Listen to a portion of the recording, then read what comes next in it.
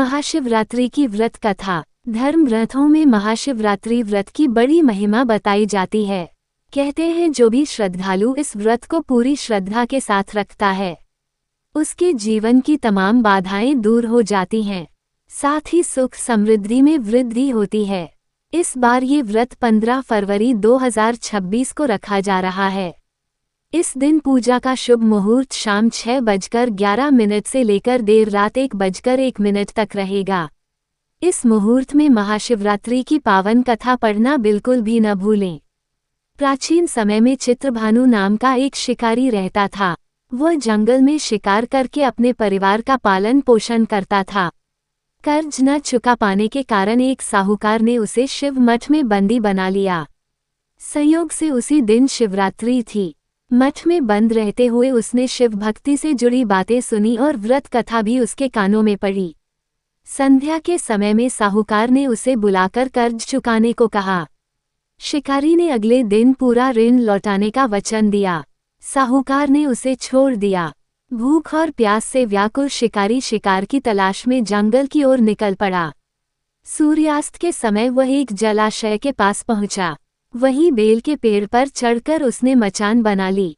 उसे नहीं पता था कि उसी पेड़ के नीचे शिवलिंग स्थित है, जो सूखे बेलपत्रों से ढका हुआ था। मचान बनाते समय उससे जो टहनियां टूटी, वे नीचे शिवलिंग पर गिर पड़ीं। अनजाने में ही सही उसका शिवरात्रि का व्रत और उसकी पहले प्रहर की पूजा संपन्न हो गई।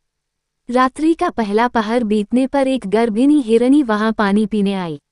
शिकारी ने धनुष उठाया, लेकिन तभी उसके हाथ से कुछ पत्ते और जल की बूंदें फिर से नीचे शिवलिंग पर गिर पड़ीं। हिरनी ने दया की याचना करते हुए कहा कि वो प्रसव के बाद लौट आएगी। शिकारी का मन पिघल गया और उसने उसे जाने दिया। कुछ समय बाद दूसरी हिरनी आई। शिकारी ने फिर तीर साधा। इस बार भी बेलपत्र शिवलिंग पर गिर पड़े और दूसरे पहर की पूजा भी अनजाने में पूरी हो गई। हिरनी ने अपने प्रिय से मिलकर लौटने का वचन दिया। शिकारी ने उसे भी जीवन दान दे दिया।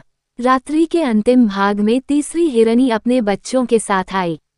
शिकारी ने उसे भी मारने का विचार किया, लेकिन मृगी बोली, मैं इन बच्चों को इनके पिता के हवाले करके लौटाऊंगी। इस समय मुझे मत मारो। माँ की ममता देखकर उसका हृदय द्रवित हो उठा। उसने तीसरी हिरनी को भी जाने दिया।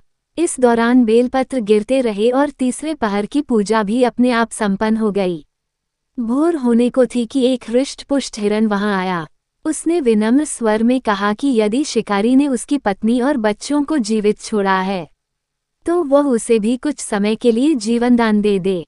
हिरन की सच्चाई और वचनबद्धता देखकर शिकारी का हृदय पूरी तरह बदल गया। उसने धनुष बाण त्याग दिए। कुछ ही देर बाद वह हिरन वादे के अनुसार अपने पूरे परिवार के साथ लौट आया।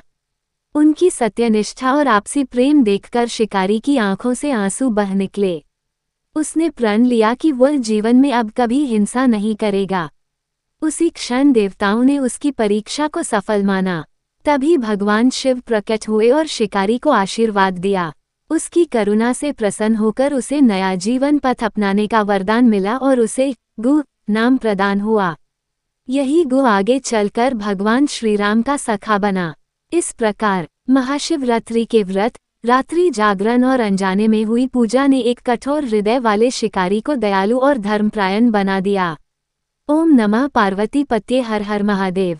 इसी के साथ कहानी यह भी समाप्त होती है। अगर महादेव के सच्चे भक्त हो तो हर हर महादेव लिखना ना भूले और चैनल को लाइक, सब्सक्राइब और कमेंट करें। हर हर महादेव जी।